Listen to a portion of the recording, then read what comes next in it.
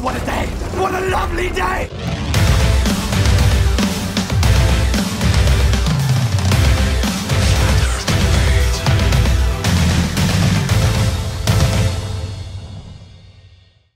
Welcome to Flat Earth Debate, Uncut and After Show. I'm your host Nathan Oakley, and if you are new to this channel, or you've not done so already, then be sure to subscribe and hit the bell notification icon to keep up to date with the Flat Earth Debate. If you would like to join the community debate, then go to nathanoakley.com and check out the Flat Earth Debate forum. If you'd like to support this channel, there is a super chat that runs alongside each of these shows while they premiere. There's also a PayPal, Patreon and crypto link in the info box below the video. Now, we're currently joined by quite a few people as we are in the interim stages between two debates, so what I'll do in a moment is raise the mic on the Hangout so you can enjoy the dulcet tones of whoever is in there while I set up for the next live show over on Nathan Oakley channel. At all. That doesn't prove your point. I think it does. Well, okay, fine. If you want to think, can I jump in? You guys. I don't think it just logically makes sense. Can I jump in real quick? I'm gonna have to go soon, but so flatten Earth. So you believe? I'm asking. You think the Earth's flat, right? I think we don't know what we're on. You tried to corner me into this flat Earth nonsense before. It's not going to work. Oh, okay. Well, you're on the Flat Earth Debate channel. Yeah. And you. Well, I don't and all are welcome. I'm not saying you're not. I'm just saying, why are you here if you're not here to prove otherwise? 10th man, wait a second. I'm talking with him for a second. So you're saying I'm trying to corner you. Your name is Flatten Earth. You have a picture of what appears to be a flat Earth. So I was just asking you the question. Yeah, we don't know what we're on. We've had this discussion before. You asked me the same question. Just go ahead. What do you want to talk about? I don't think we know what we're on. It could be a realm. I have no idea. All I know is that we're being deceived on every level, and the ones that deceive us are in charge of who created what, whose religion is right, what is a religion, what is not. And that's my problem. I don't believe any of it. I'm not falling for any of it. You can go ahead. Enjoy. Go in peace. Radius Dominus Gravitus Spiritus Sanctus Arwin. Go in peace, in R you trust. And now, me personally, just from listening to this, I relate to what Alan is saying. And when you use the word self-existence, he never said anything about self-existing. He said always existed. So that's different than self-existed.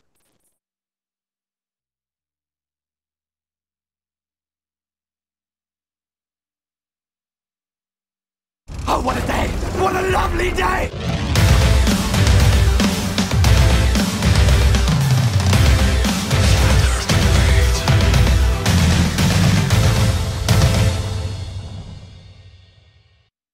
Welcome to Flat Earth Debate Live.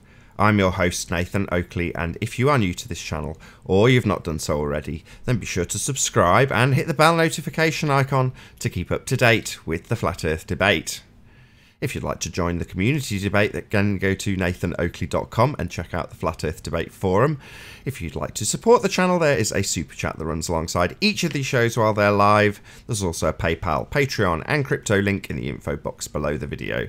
Most importantly, if you'd like to join the discussion, simply mute the page you are currently watching, then click the link in the info box below this video to join the panel and express your views on the shape of the Earth. If you do join, please don't swear. If you do, you'll be ejected, and if you are, please don't try to rejoin the stream using sock accounts. You'll be warmly welcome back on the next stream. Please also share the show on social media. Sharing the show obviously increases the live audience, but this in turn increases the chances of a more diverse panel, so please share the show. And one last time, if you're new to the channel, or you've not done so already, then be sure to subscribe and hit the bell notification icon to keep up to date with the Flat Earth Debate. Now, we are joined by Slick James Johnson, Physics Warrior, Paul, Flatten Earth, Eric, Chris, Chocolate Sayin, and Arwin. Very good to have you all. Thank you, Nathan. Greetings all. Hello. Thank you. Good afternoon. hello. Hello, one and all. Let's rattle through a bit of housekeeping. Any signs of curvature? No. Nope. Niet. No sign. Any signs of axial rotation of the Earth-based variety? On my bicycle. Not here. What about scientific evidence of gravity? Any signs of that? Nope. Nope. Those cool stories. Don't start me on about gravity. I just had a really annoying dragging debate with Jazzaconda on my early bird about it again. God bless you, Arwen. Was there any scientific evidence of gravity offered during the discussion, Arwen? No, just the assumption of it. And he even pushed me as far as to make me explain how relative density works out in certain aberrations, the gravity aberrations. And I actually did it on the spot, and he still said, yeah, but no, I'm still going to go with gravity. It's just terrible. Anything beyond religious fundamentalist belief juxtaposed with relative density? Any actual scientific evidence of gravity, though? Anybody on the panel?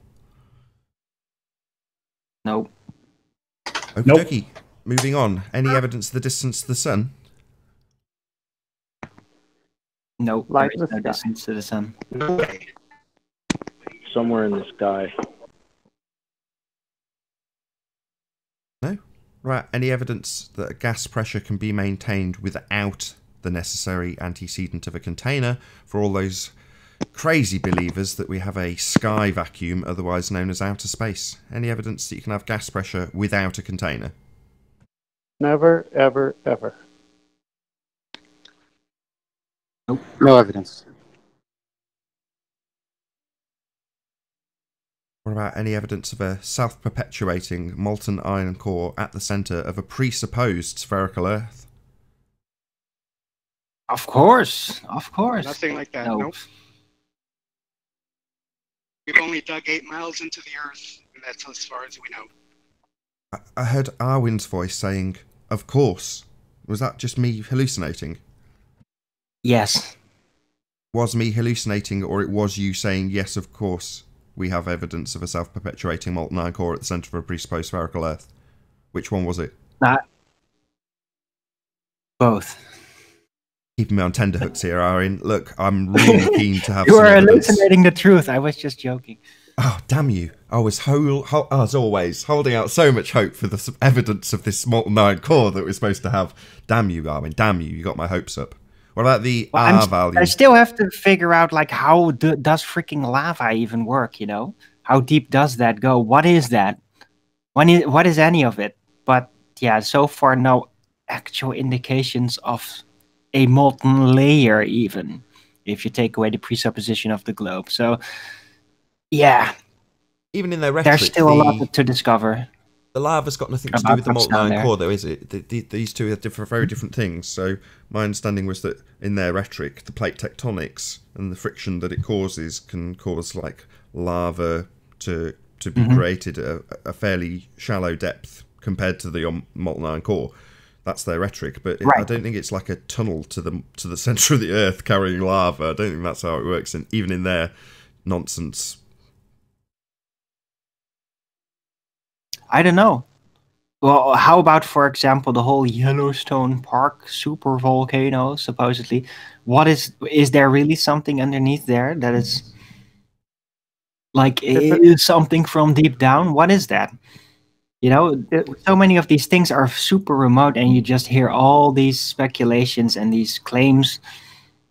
But what is really? Just Truly, I have no idea. You know, you're asking the wrong question. If you're using a volcano as the example and say that's the only way lava comes out, they're wrong, because if it's not coming out that hole, it's coming out through cracks underneath the ocean or underground, and you've got hot springs. That doesn't prove a molten iron core. So what about it's pretty close to the surface. Absolutely, but we don't even know what is actually down there, really. That's we have no idea. Point. None. You're right. Go on, Eric. What were you going to say? Well, I was just saying, and you know, everything you guys were talking about is pretty close to the surface. So I mean, we don't really know that what goes that far down. You know? I completely agree. We're very much, you know, a mile apart from talking about. I hate to use those sorts of terms. We're many, many, many miles apart from talking about the molten line core when we talk about volcanoes. But in any event, any evidence of the presupposition itself, the radius value? Nope. Only in math. Any more for any more? Because that concludes the housekeeping. If not, well, thank you very much. That can go. Oh, one more. Go on. Got a taker. Have we? Go on, No. Sorry, I jumped in too soon. I was going to say I have a question about R. Because I'm not. Maybe there's some geometry thing I don't get, but is R more important than, say, diameter or circumference? It's a derived value anyway, so it's derived from the circle that the sun would take over the equator, and then the presupposition being the spherical bit. So the derived radius from that, the presupposition being, well, it's obviously traversing the outside edge of a sphere, and we're moving around it, and that gives us a spherical radius value, i.e. r. So the one is derived from the other in the first instance. The presupposition bit isn't necessarily r if you were to accurately describe how you acquired it. It's more the spherical presupposition that is the concern, right? Are we on a sphere? Not does the sun circle around the equator? And what is the equator? Is it the outside edge of a sphere? Well, that's what the presupposition entails. See what I mean?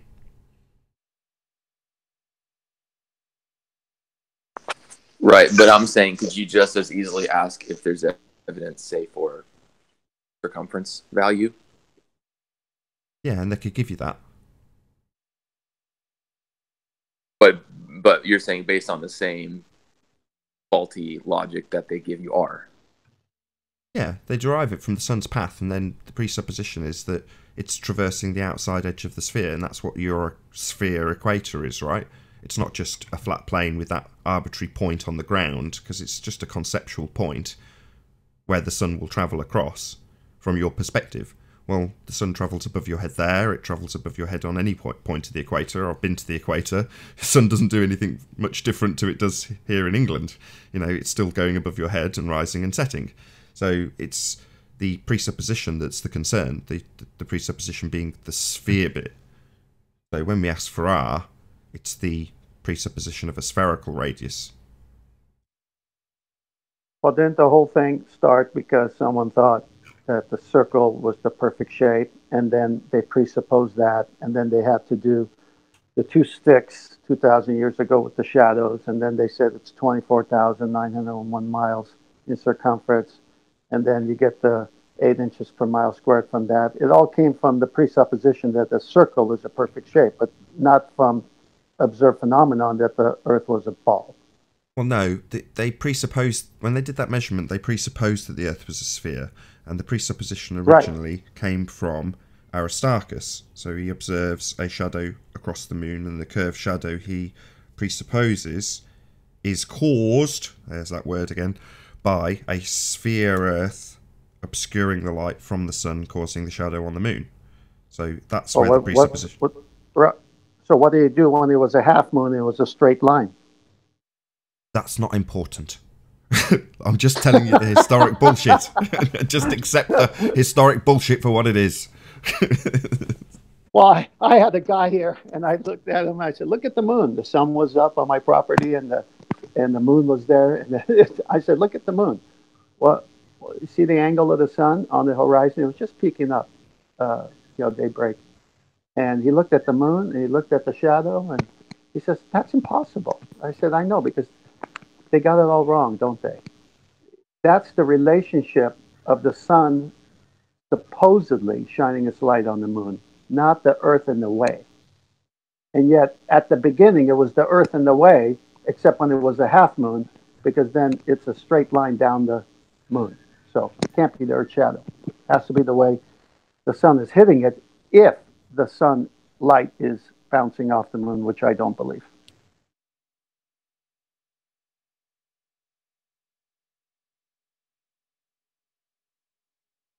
So was that conversation that we were having over now and we've moved on, or what happened with that? I'd like to keep it going because Flat Earth said DNA is not a code, and here our legal system is using it over fingerprints to identify individuals even more accurately. And when DNA was discovered by, what's the name, Watson and Crick, it was definitely a code. It's a blueprint. It's a set of design that makes a yellow flower and not a blue flower. Blue flower has code for a blue flower. A yellow flower has code for a yellow flower. And the only way something could be anything different is to mess with the genetics and add a new code. And that ain't happening unless it's happening from an outside force. Like I can buy genetically modified lettuce seeds that have been genetically modified to have a smaller stem so that whoever buys my lettuce gets more leaf and less stem. But it took an outside force to change the genetics, the code, the information. It takes intelligence to put information. It's not self-created. There's no such thing as self-creation. It's self-existing. I think this is where it's kind of getting confused because he's not saying anything about self-existing. What Alan is saying is that what is has always existed. It was never created. It was always there. And it kind of answers a lot of nagging questions, like the idea that energy can't be created or destroyed. Well, then that would make perfect sense in something that always existed. Well, I think you have two ways to go here. You either assign the credit to a self-existing creator who made everything, as is, or you assign that self-existence to a impersonal force. Choose your path.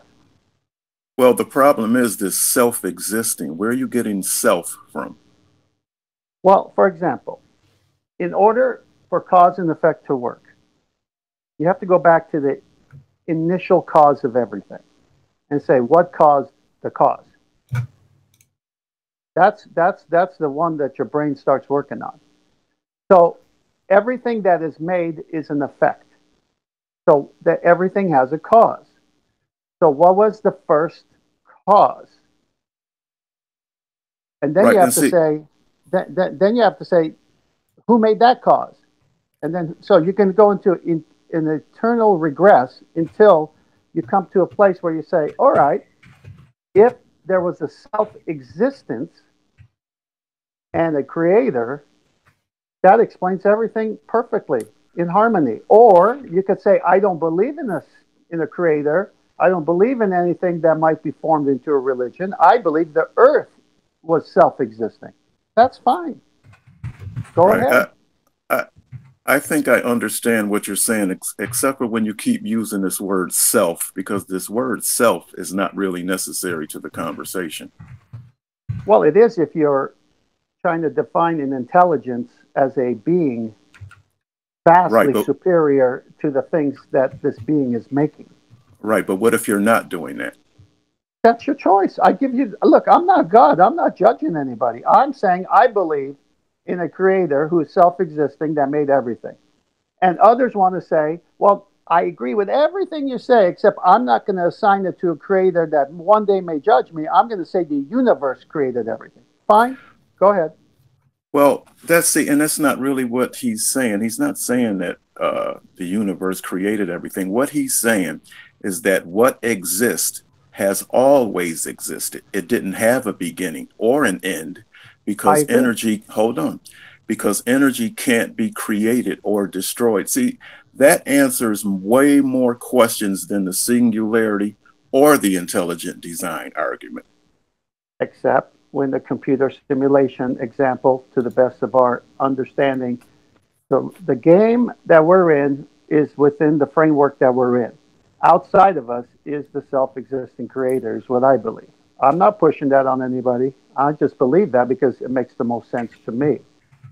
Now, if someone wants to say all the other stuff and attribute how energy works and everything else, go ahead. But you can keep going back. You can keep asking questions like, who created God? Like, I think the idea that things always existed makes more sense. But that's why I'm using self-existence, because that answers who created God. Nobody. He self-existed. That's the whole point. Okay. That's the whole point, because you can't have a self-created God, because then who made him? Yeah. But the thing is, it's the rules of logic, cause and effect, and the logic. it just sounds like from what you're saying that you created God. No. Why? How can I create God when I'm created? I'm an effect. No, my point is you're the one that's bringing God into the conversation, so you're creating him in that sense. Oh, I see what you're saying. All right. Well, let me answer that. I see order. I don't see chaos. I see cosmos. I see how life works. I see how plant life works. I attribute a design to a designer. That's how I see it. Logic. Right, but the only difference that's being said is that rather than all of that was created, all he is saying is that always existed. That's the only difference. You're saying that it was, you're saying that it was created at some point in time by a creator. And what Alan is saying is there's no need for a creator because it existed always. And I said, that's fine for Alan. Let him go to his grave with that. I'm going to my grave knowing there was a creator. Who's saying he can't believe what he wants to believe? I kind of agree with both of you, though, because I do believe that there is a creator, but I don't think he created himself, or I think he is self-existent, but he also created. I think that those two things can be true at the same time. Well, he created everything that's anything, but he was self-existing. I agree with you there. But when you ask the tough question of energy cannot be created or destroyed, always existed answers that problem. It also answers the chicken and egg problem. Yeah, no, it does not at all. Sure it does. No, everything's been here forever doesn't answer in a single question.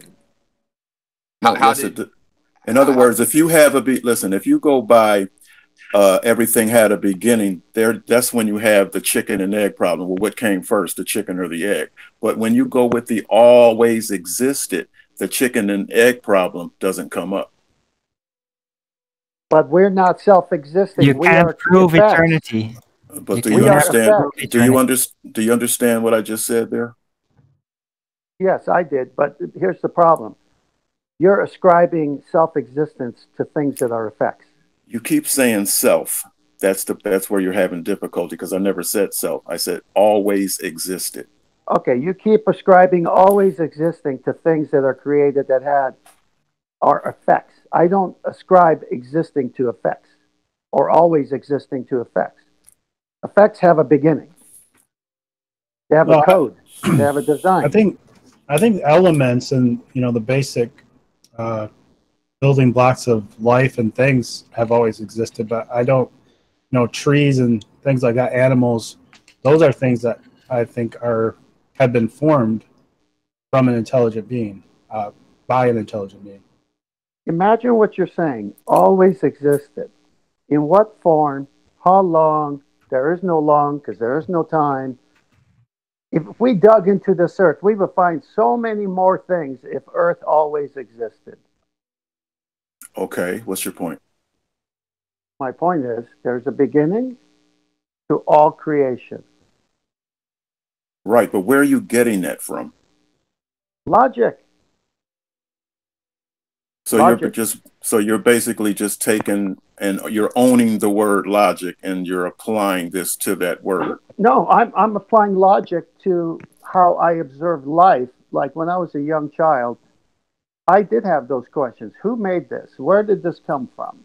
How did we get here? What happens after death? Because I'm in life. I'm born, so I could think now. I couldn't think before I was born. All of these were penetrating questions to me as a young child.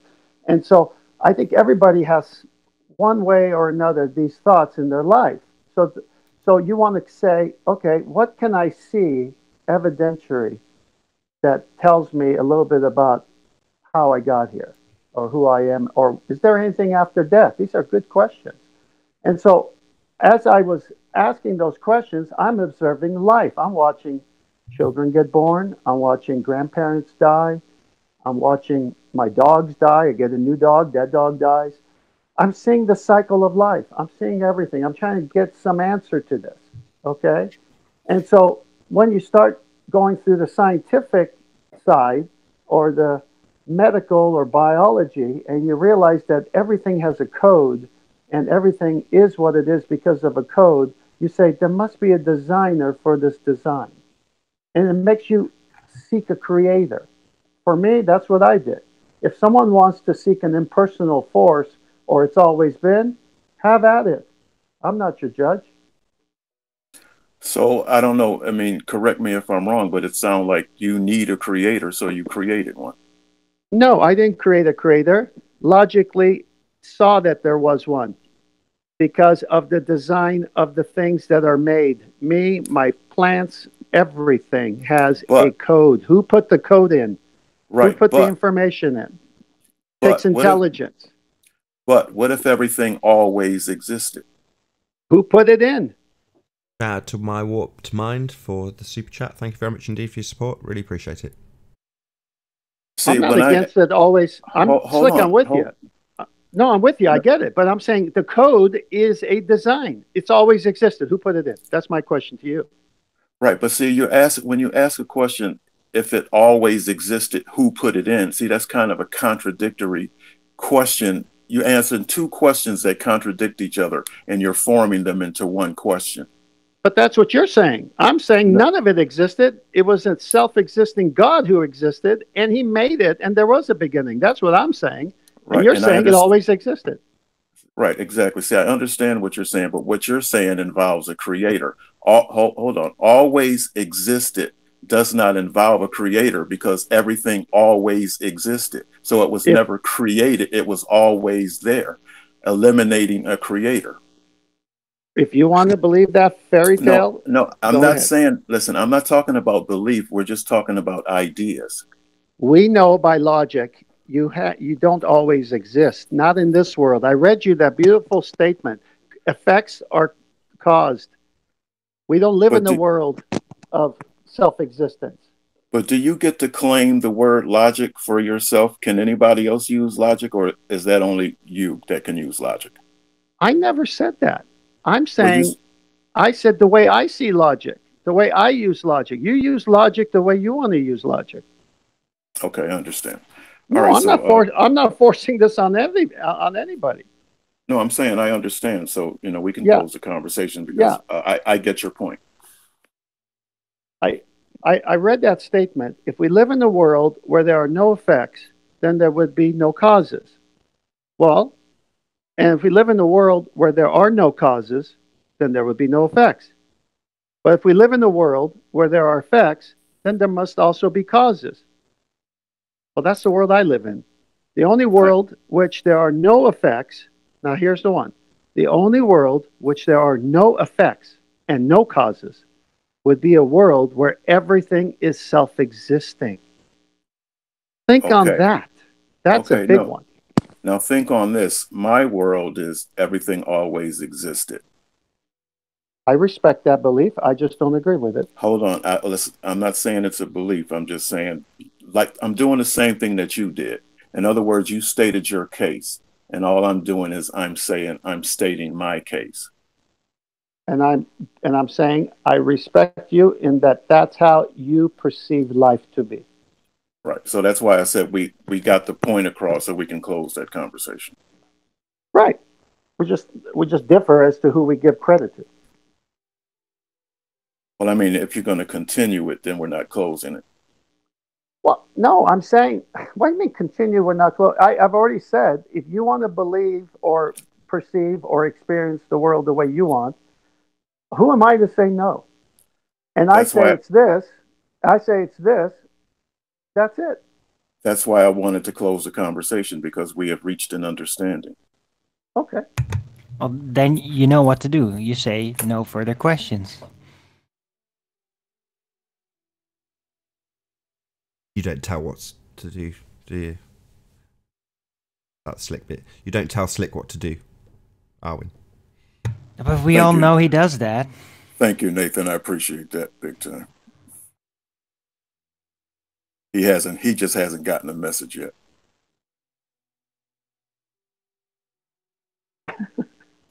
What message is that? You don't tell me what to do. No, I didn't tell you. I predicted it. Oh, It's funny. itself many times. It's classic now. Have you guys seen the new picture of the black hole? Very first. Oh my Oh god. gosh. I haven't. I can share my screen. You Sure. can see it. Where was it taken from? Very No nice idea. piece of CGI. There it is. If my screen is being shared. Wait. Yeah, it was. That blurry image. Black Yeah. hole. Right? There's already memes about it. It looks like the Eye of Sauron.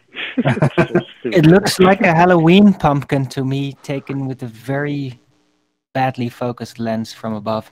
Can you move your mouse Could off be. page? They can take that picture from 55 million light years away, but they can't show us a curve.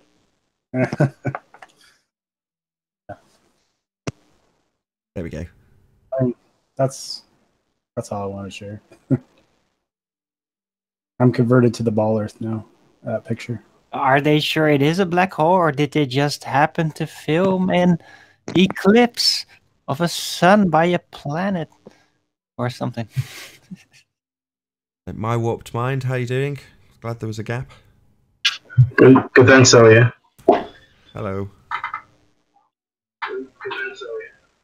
You mute your watch page? Can you hear me all right? Can. We can also hear your watch page though.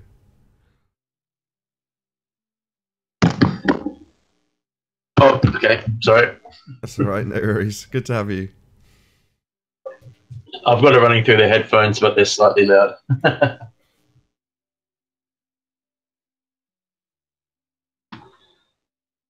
How's that? Very good. Cool. Have you noticed that NASA and the other agencies have been throwing all these things about space and just to give cover for the flat Earth awakening?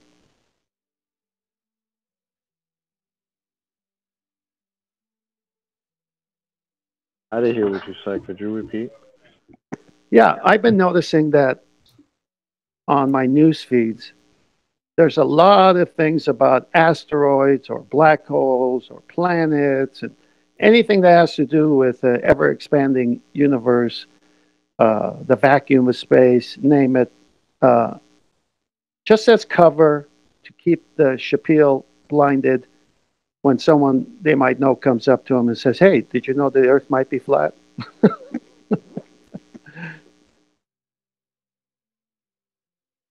Well, it's either one of two things, right? They're either increasing the propaganda, because it's kind of like a collateral damage thing. Way too many people are talking about this subject, and they don't like that.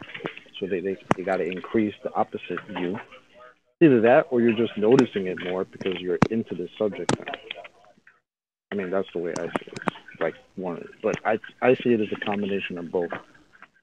I just never seen it in this much in short time as I've seen in the last 2-3 years. I've kind of been watching it, and it was hardly there. All of a sudden, it's there almost every day. Yes, totally I agree. I know. 10 years I do, ago, I there was agree. barely any.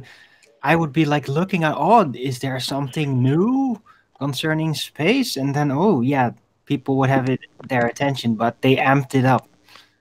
A couple of more narratives, and then suddenly it just rolled out. There's like a standard daily NASA story somewhere, always. Yeah, I've been having a lot of friends share stories about space lately.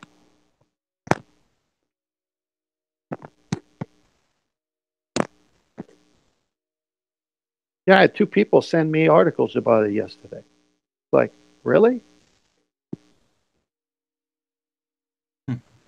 They see it, they read it, they send it, but they don't check it out.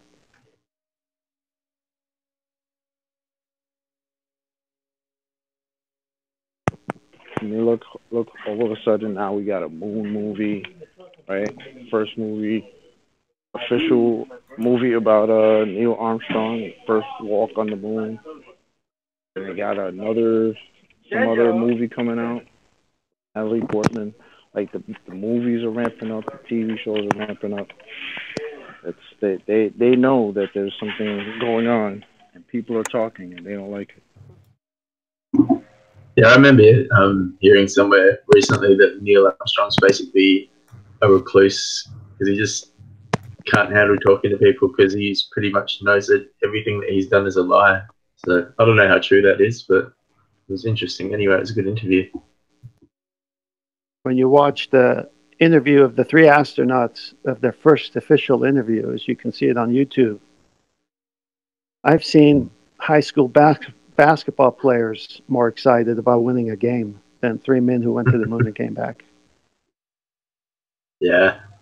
I've been more excited about winning a $5 scratch off than these guys look. So it's bullshit. Yeah, I mean their body Pretty language, their whole body language says something else.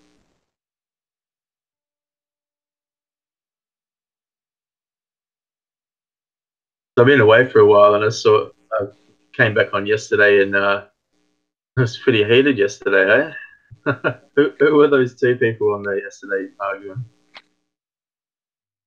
Tommy and Brenda. Man, that was intense. Was one of the subject matters we were They seem talking to be about kind of a acceleration? duo. Like lately, they've been coming in together and getting arguments with each other. Like they're kind of like a duo now. It's cute. Yeah, and then Brenda started playing the whole transgender card against Nathan. It was like, oh man, come on. And did you guys notice that Tommy went right over to Jose's channel and continued to lose it there? Immediately. The guy's an idiot. Yeah, Jose had to ask him, Tommy, come on, man, come on, man. Yeah, he just took that same snap and went over to Jose's channel and continued. His whole brick theory, I was just like, oh, the guy's an idiot. Was that the conversation regarding acceleration and you need a force? Yeah, lifting the brick up to the top of the Yeah, building and accelerating. I was busy in between that, so I was like kind of out of the loop. But as I was thinking about it after, I was like, it's so obvious. Like when you use energy to lift something, and you need to use energy to lift, it doesn't just lift up by its own. That's potential energy. And so when you drop it, it's displacing that air and falling, like, because it's denser than the air. So it's just so obvious. And it's not going to reach its terminal velocity or speed straight away. It's going to go from 0 to its certain speed. Is going to take time, which may look like acceleration, but it's just where he was having a problem was that why when you let it go, it didn't go up. But what he didn't understand was he could have just took it up. He could have took it up higher if he needed it to go up. He could take it up as high as he could climb a ladder. The other thing, and that's what he was saying. Bear with me a second, Slicks. My warped mind, you're making absolutely shed loads of noise. Oh, sorry, man. I caught that. Is that better? Yes, beautiful silence. Thank you.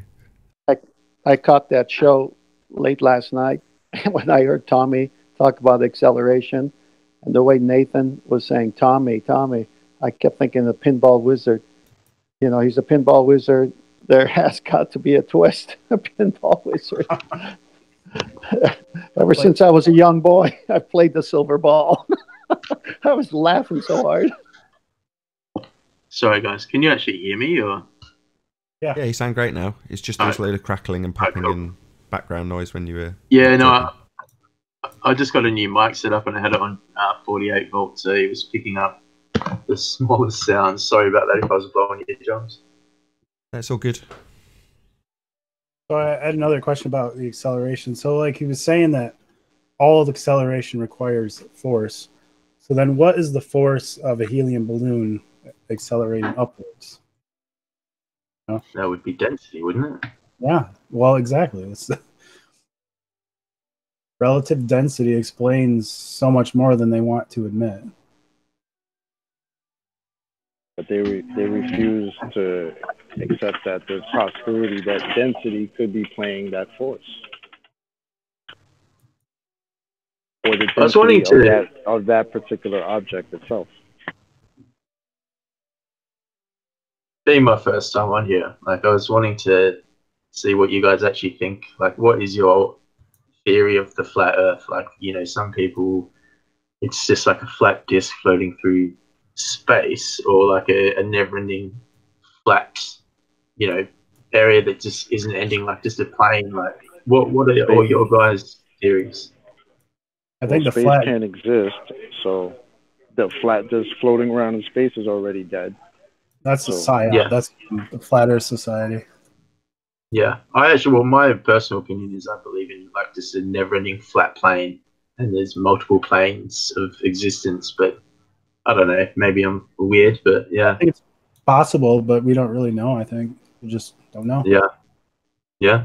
That's more logical than a floating disk in space, though. I mean, I've been like I'm into this, and then like I've also been researching a lot in people think it's a conspiracy, like the Mandela effect and alternate realities that are so close that morph together and things can change, and it kind of it's just blending into things, and it's getting really interesting. Yeah, kind of a little bit off subject there, maybe, but well, what I am noticing is that you have flat Earth going in a lot of different directions. Some people institutionalize it by coming up with stories and beliefs of what could possibly be or what is, like when people start talking of domes and infinite planes. See, these are all things that are basically just made up. Now, that's the institution of flat Earth. Then you have the experience of flat Earth, where you just experience the Earth as it presents itself. So all between those ranges, you'll find all kinds of things. And I think that's the way we should experience it, is just the way it presents itself, instead of getting all into these theories about, you know, and it's not, I don't think it's wrong to say it's possible, but to be like, this is the way it is. And I know for sure, like I went to the ice wall on the, you know, the far side of the flat Earth, you know. But it is intriguing that they militarized it and won't let people go and be free to explore. And that one guy got turned back twice, and I think got arrested. I don't know, was he from Norway or Sweden? Then you got the Antarctica Treaty, and all started right around the space agency time and Werner von Braun. I mean, it's just, someone could write a real nice movie about this.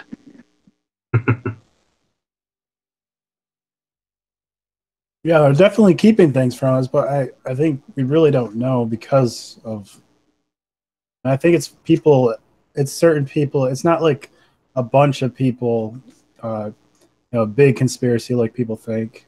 Because I mean, even I think there was this family member of an astronaut.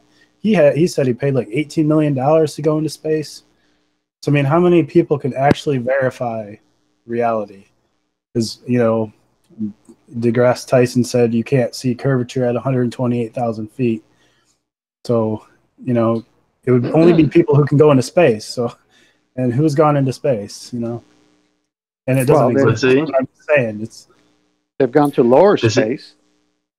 I was talking to M. Scott Veach yesterday, and he told me that he experienced curvature at about 60,000 feet or so. And I said, well, wait a minute. Neil deGrasse Tyson said that you can experience that even at 128,000 feet. So he said Neil deGrasse Tyson is wrong. So then I said, well, wait a minute. You guys said your whole theory of your heliocentric model is based on people like Neil deGrasse Tyson stating data. So if Neil deGrasse Tyson can be wrong, then so can the rest of your body of science. So they all need to be questioned. That guy contradicts himself so many times. Didn't he say that it was a pear shape at one stage? That's an idiot. Yeah, he peer reviewed the Earth. Yeah, but that pear-shaped thing was just blown all out of proportion. Peer review, Owen? Peer review? No, but the pear-shaped thing is based on certain weird elements about the globe of the heavens, about the celestial bodies, how they move, and that You know, too the many people way called him out on that. He had to retract that. You guys know that? really, but Yeah. it I almost remember. makes me sad because there is like something to it within the yeah, presupposing the Earth is a globe underneath the stars, because apparently the globe of the heavens, if you assume that it is literally a globe, but it doesn't really matter, how much it tilts, the axis of it, when you go north, eventually slows down. And you can kind of extrapolate from that data, if you presuppose the Earth is a globe underneath all those stars, that the Earth is just not exactly a sphere, but slightly more steep at the north because the stars rotate slower. And that is how they probably came to the the concept that the Earth is pear-shaped. We even talked about that on the debates a while back. It's very funny how Oh yeah, that's worked out. I'm pretty sure I saw an interview where he had to kind of take that back, like, oh, it wasn't exactly pear shaped, but you know.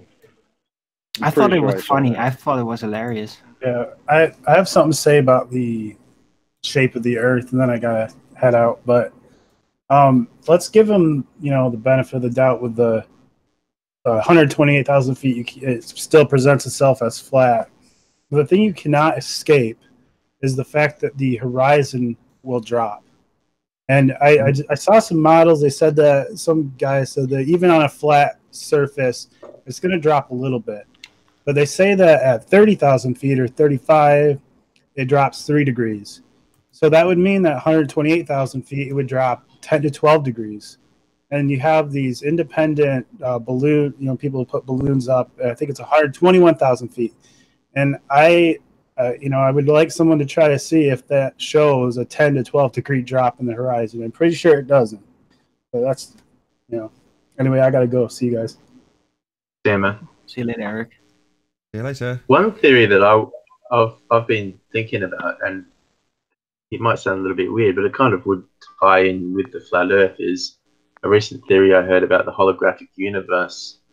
And if it is holographic and we are in a simulation, like if you do basic animations, you only render what you see. Say if you're in like a real video game, you wouldn't live render the whole game, you'd only render what you can see. So if we were in a holographic world, you would only render what you could see. So things that disappear at the horizon might be going out of the render. You go and, put your telescope in and you bring them back into view because you're actually accessing that part of the holographic world and then bringing it back into the render. Just a hypothesis, but it was just quite interesting when I started reading it. Hold on. So there's a saying, if a tree falls in the wood, does it make a sound? Well, the answer to that question is, there is no tree. Yeah. I wasn't saying I believe that. It was just something I heard and it kind of just like, it was interesting. Well, I personally entertain it slightly differently, and I say that the Earth, this realm, is simulatory in nature, but it is not a simulation because it can be turned off externally, in my opinion. It is a ground that has come to being through a very simulatory nature, which the creation is part of. But it is not a simulation. It is not like fake, not just made into our minds to oppose some alternative reality, which, a computer matrix would be. So just because it has simulation-alike elements to it doesn't mean that it is a literal simulation in the literal sense. Yeah, but it could be. You never know. I mean, it's being raised as like it's actually being hypothesized and brought through as a real thing by many scientists nowadays. It's not just a fringe thing. So, I just thought when I was reading it, you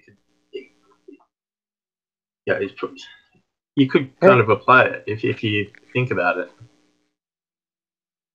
Hey, Nathan, there's an article on the 7th of April, and it talks about Israel's Bereshet spacecraft as it went around the moon. And it's a funny thing when you look at the symbol for the Israeli space entity. It's got that chevron of NASA, and it's I didn't even know Israel had money to spare. Yeah, it's like a vector symbol. Aren't they starting a whole space agency? I heard. Well, this is the whole thing. The whole newspaper and magazines and internet digital press is all about space now. It's like they're dying to. Everyone's going to the moon, even countries that don't need to, just so they can keep telling us it's that the lie is still alive. Because I think shows like this and people asking sincere questions is just waking everybody up. Yeah, that could be it. That orbiter that went to the moon, it was not from a space station. It was from a private company. They were trying to complete a challenge, the X Prize, $30 million. I don't know if you've heard of this one. Yeah, I have. Yeah, so it was Israelis, yes, but they were private. They weren't Israeli government. If they really wanted to go to space, like, it would be cheaper to build a space elevator, and then wouldn't it be cheaper to do that rather than send these rockets out all the time?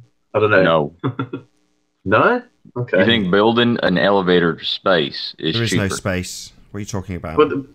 There is no space to go to, elevator or rocket. There is no space. If it were real. If it were real, but it isn't, so there is no space to go to. Shout out to Eric. Eric. Come on, we can build a tower to heaven, just like the South Park episode. Yeah, well, the theory that they were going to build a space elevator wasn't to actually like build a building all the way up to space. It somehow there would be like I don't know how they do it, but I'm a flat earther, but yeah, I don't believe in it. But if they did, it would kind of be spinning out and attached by wires. You know what I mean? If it makes sense. Oh yeah, I've seen it before. It's conceptualized, but it's not planned. But yeah, it's supposed to reach out far enough to where the centrifugal force would be pulling it more so than gravity. Yeah. Exactly. Yeah. Yeah. One of the housekeeping questions is, can you have gas pressure without a container? And we know the answer is no. So there's no space. And what I'm saying is all these headlines are trying to debunk that housekeeping question because they know they've been cut. Because that question is very dangerous for their model. Yes. I agree. It's probably one of the best arguments against the globe. Because we all know that that's not possible, but somehow people still believe that that's possible. It's the best way to enter a conversation with somebody is when they bring it up. And then you say, there's no such thing as space. And then they say, how can you say that with all the proofs? And then you say, well, answer me this. Can you have gas pressure without a container? And their eyes, like they're deer in the headlights, because they know you can't. Well, the other good one is when you like they go, oh look at this footage of space. It's like, well, hang on, who's taking a photo of the Hubble space station? Who's standing out there taking a photo of that? It's CGI. No, it's not CGI. It's like. Shout to Cynical Skeptic for the super chat. Really appreciate it. Thank you very much indeed for your support. There you go. Good on you. No, but yeah, that Hubble, they went up and they repaired it, so they certainly would have had an opportunity if that's real. No, I mean when they do all these like flybys and like planets, and they have like the satellite flying through space, and they people don't think it's CGI. And, yeah, I don't know. How can they repair anything if there's no space? Have you guys been onto a channel called Cody's Lab? Yeah, I have. Yeah, he does a really good experiment where he makes a vacuum chamber and he runs a fan in there and he like holds everything in front of it, and the vacuum pressure pretty much just has no force. I was like, well, yeah, doesn't that just show that? Yeah. It's quite interesting. Well, there's no air in a vacuum, and fans work by blowing air, so makes sense. A vacuum technically doesn't have any force. It's the air pressure that exerts the force that surrounds it to fill it up. So these jets that they have on all the things out in space pretty much wouldn't work. There are no jets in what I'm space. saying. There is no space. Well, they Sorry, got that. I know. I'm just saying it for the Globers that are listening. Just you know. No, that is a good question. Why don't the astronauts go train in that humongous vacuum chamber that NASA has with 8-foot walls with rebar?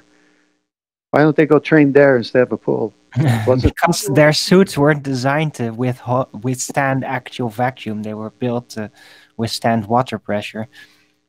Right, and then you saw that one video of the astronauts. They're wearing That's not the reason.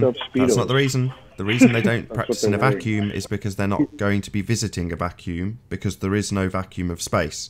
So there's no necessity to practice or train in any vacuum if they're not going to be travelling to any vacuum, because there isn't one. And then that one astronaut who you see on YouTube, he said his saliva in his mouth was bubbling. He was burning up. They had to get him out of it when they first started it. Sounds like a real fuss up. You know, fun fact, if you travel down in the ocean just only 10 meters, you're already dealing with the same pressure difference as you would from the inside the ISS and the outside the ISS.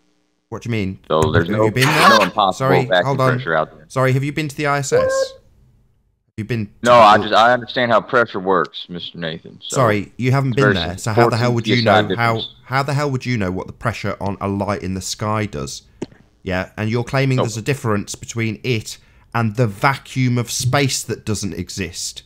So there is no vacuum of space with a tin can with a pressure differential. There is no vacuum of space. None. It's nonsense. If there was, the gas that we're all enjoying right now, going in and out of our lungs, would dissipate into that vacuum. Yeah, if there was, the pressure, just like Arwin had just said, would be due to the pressure dissipating, as you had just said, and that would be 14 psi. It's not very much. Sorry, who cares? What's your point? The only reason I brought up the vacuum of space, I'm sorry I brought it up, was just so that people that are listening realize that in the globe and people that believe in space, you pretty much none of this stuff would work. Like it's all bullshit. But that's part of the con. Getting us as flat earthers to beg the question for them and say, if there was a vacuum of space, then rockets wouldn't work in it.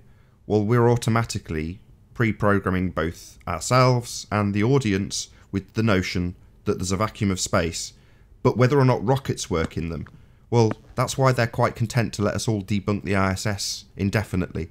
Yeah, go ahead, because we're all arguing whilst begging the question that space is real. Well, space is not real. There is no ISS in space. There's no Mars in space. There's no sun in space. It's not a vacuum. Where they claim all this crap that they claim happens, is nonsense. The lights in the sky, including the ISS, are just that.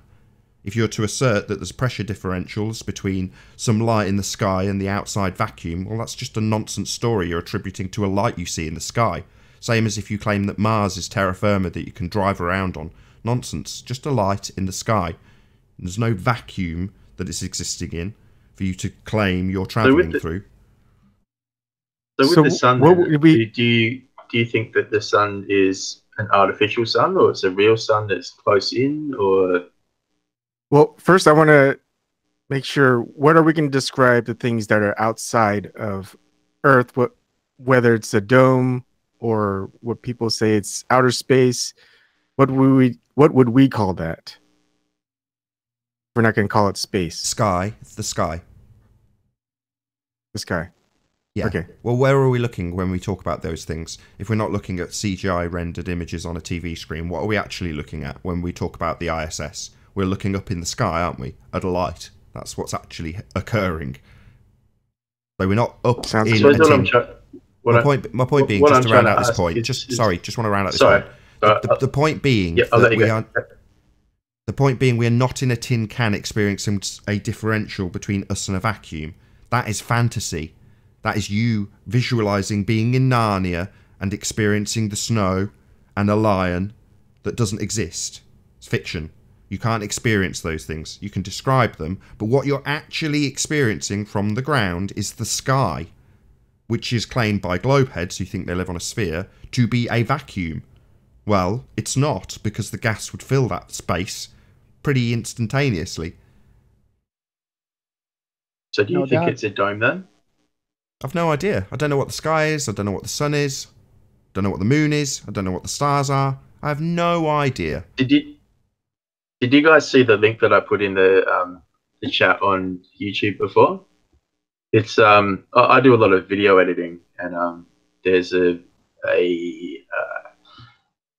website I go to get stock images called Vexels, and they had a little video there of an artificial sun getting launched into space. I thought it was quite interesting. I did put it on there. I don't know if you guys saw it, but yeah, I thought it was quite interesting.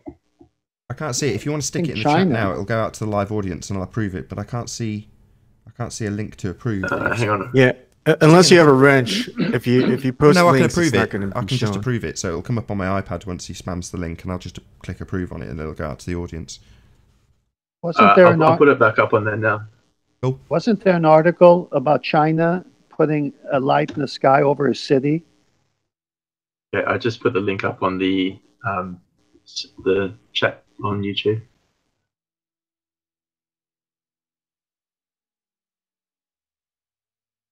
Okay, so with that, I will say if you're watching this on the Nathan Oakley 1980 premiering stream, then stay tuned, as there will be an after show to follow.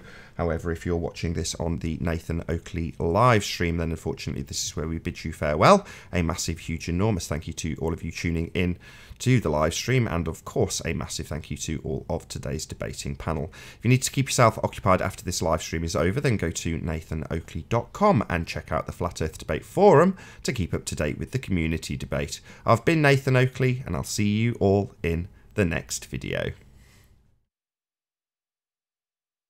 Oh, what a day! What a lovely day!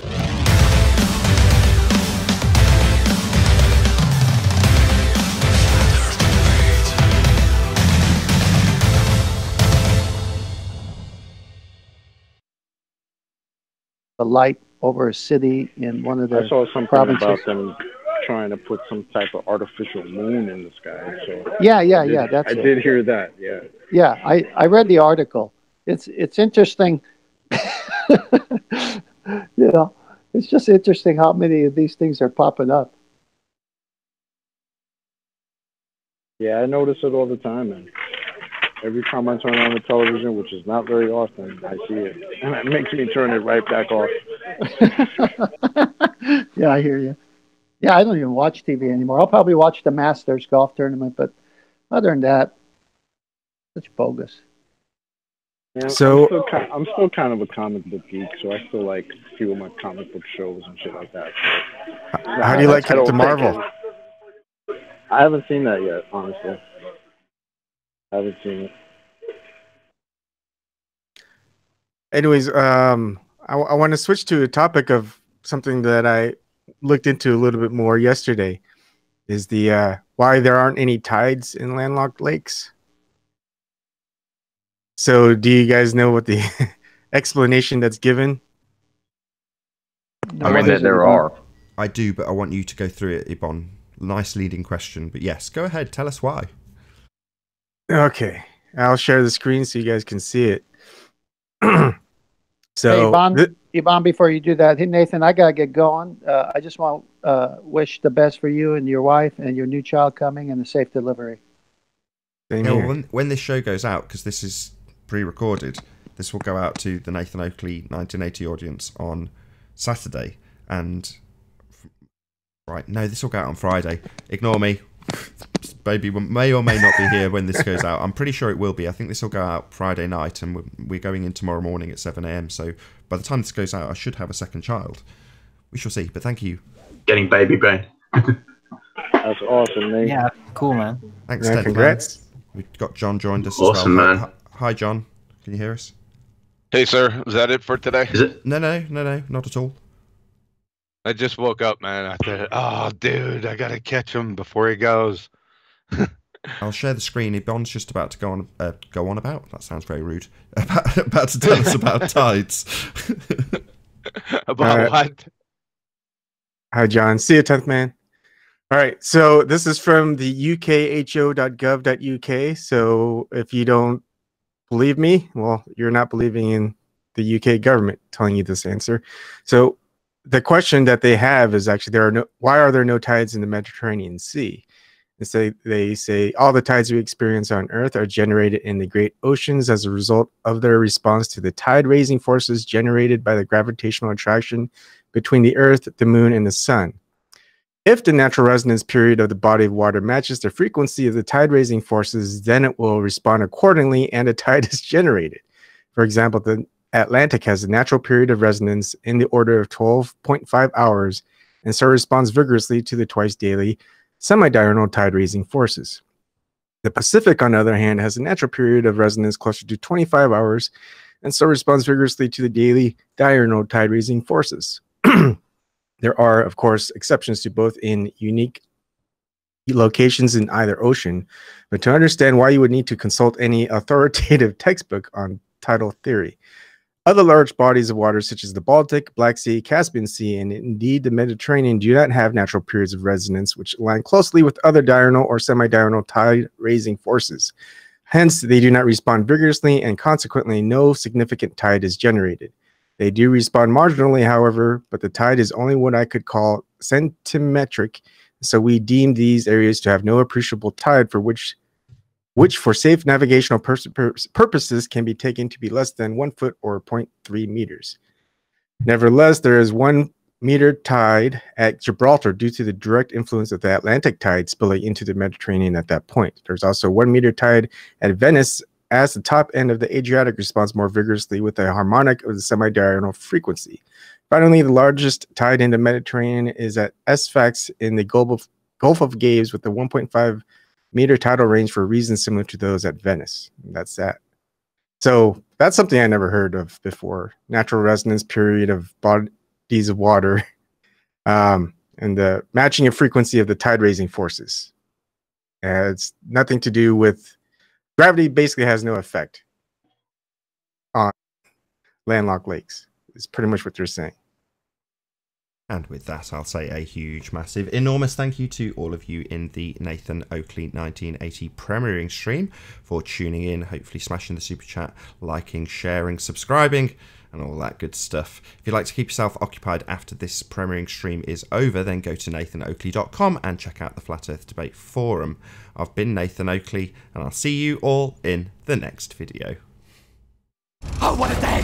What a lovely day!